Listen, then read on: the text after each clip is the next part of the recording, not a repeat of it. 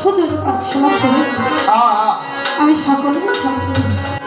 একটা পশু আছে বাবা, যে পশুর নাম নিলে 40 দিন সে পাঠ থাকে, তার ইবাদত নষ্ট হয়ে বাবা। গান ক্ষেত্রে অনেক কথা বলতে হবে।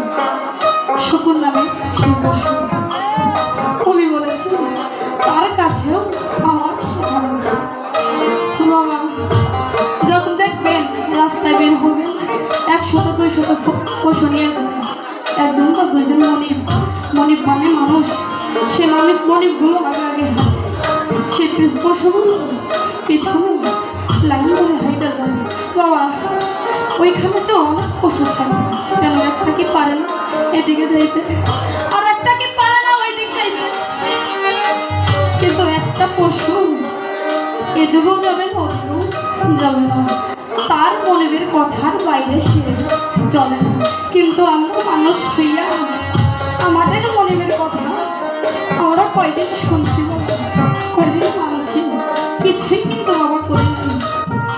তাই বলছে গানের মধ্যে,